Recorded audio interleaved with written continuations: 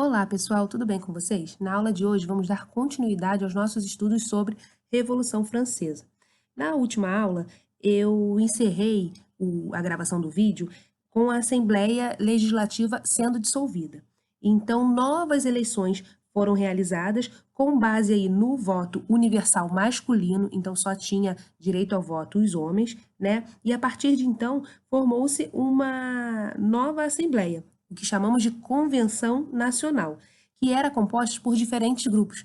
E são esses grupos que a gente vai entender melhor, né, conhecer e entender melhor no próximo slide.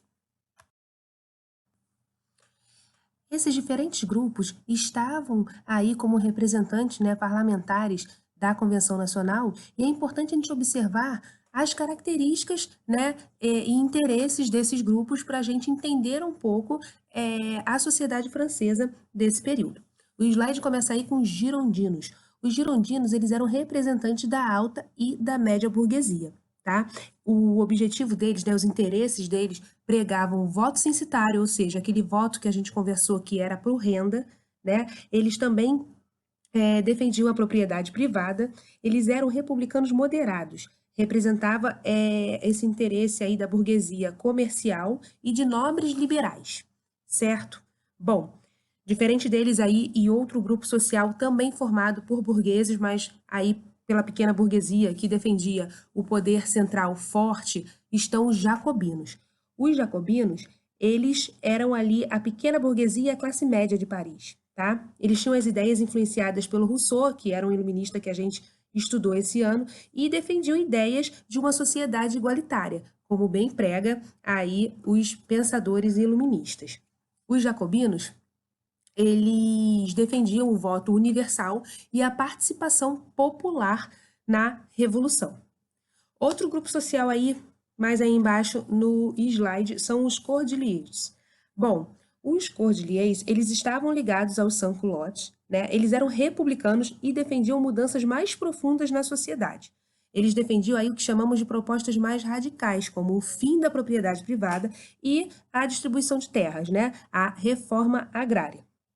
Outro grupo que também fazia parte aí da Convenção Nacional era conhecido como planície, e a gente pode ver em textos acadêmicos também se referindo a eles como pântano, né? O grupo dos planícies, eles eram um grupo social que tendia a posições políticas de centro, opunham-se ao setor mais radical, mas ora defendia um grupo, né? Ora defendia as ideias dos girondinos e ora dos jacobinos. Nunca aí ao lado dos cordeliers e dos mais radicais, certo?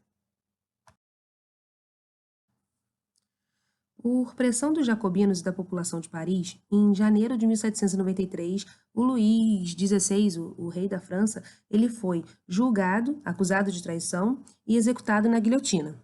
Em outubro do mesmo ano, a sua esposa, Maria Antonieta, também foi guilhotinada. Então, essa medida aí provocou um choque muito grande, principalmente nos países vizinhos aí que defendiam o antigo regime, certo? Bom, em abril de 1793, a convenção criou o Comitê da Salvação Pública, que está aí escrito e indicado no slide. Esse comitê ele era um órgão, né, responsável pela segurança interna da França. O comitê ele reorganizou o exército, derrubou a coligação estrangeira que tentava aí dominar a França, né, conter a revolução.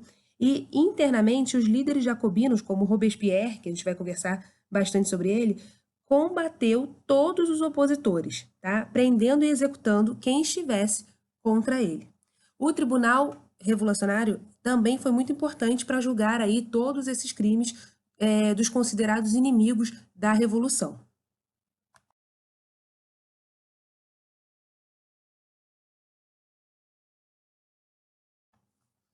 Bom, e com os jacobinos no poder é importante a gente ter muita atenção aí a tudo que aconteceu nesses anos, né? Eu vou iniciar falando aí com que o slide aponta, que é o período do terror. O período do terror, ou o terror jacobino, ele foi um momento aí da Revolução, em um momento que os jacobinos estavam no poder, em que existia uma perseguição aos inimigos da Revolução.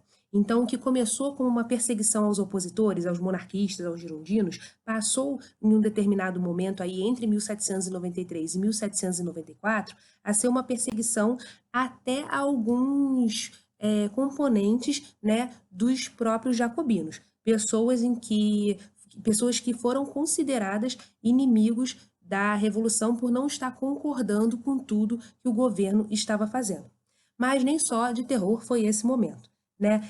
Liderado aí pelo Robespierre, o Comitê da Salvação foi responsável também por distribuição de terra aos nobres camponeses, como a gente fala aí no slide, a abolição da escravidão nas colônias francesas, e aí é importante a gente sinalizar essa determinação, o ensino público primário gratuito, né, para atender aí a população e fomentar aí o ideal de liberdade, que era um dos ideais de liberdade, não, desculpa, de igualdade, que era aí um dos pilares da Revolução Francesa, né, que é a igualdade, liberdade e fraternidade.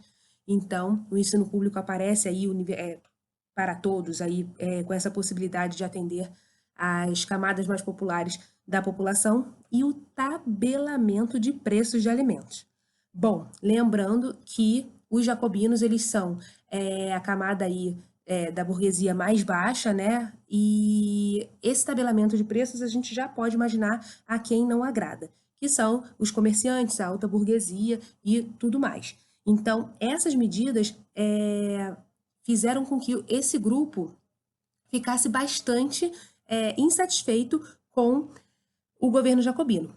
E a população, né, a camada mais pobre, o que, na verdade, incomodava bastante, era o fato do terror, né? Esse período aí de perseguição deixou essa camada mais popular insatisfeita também com o governo. Então, tínhamos também diferentes grupos insatisfeitos com determinadas ações do governo jacobino.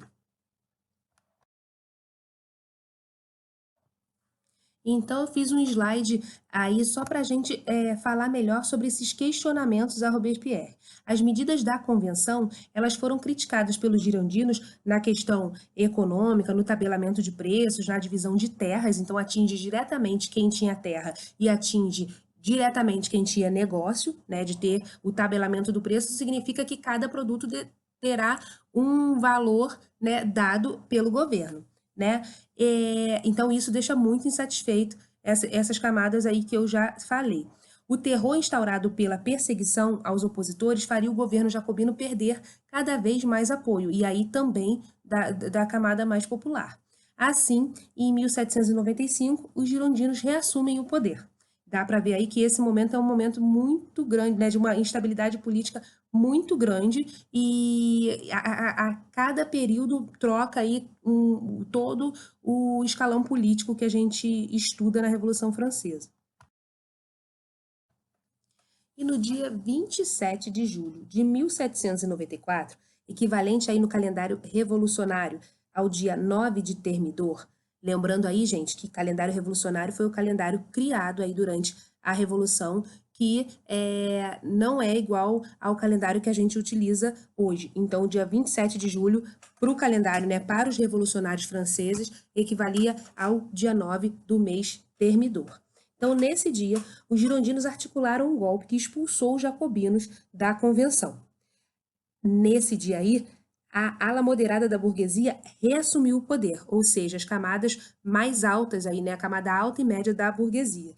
E a participação popular no Estado francês chegou ao fim. Então, com essa volta dos girondinos, né, mais uma vez a gente vai ver mudanças, né, políticas e econômicas dentro da França. Os girondinos, eles dissolveram os clubes políticos, eles liberaram os preços, né, que estavam tabelados aí no governo jacobino, e anularam as leis sociais, como as que estabeleciam, né, o ensino público gratuito e obrigatório para todos.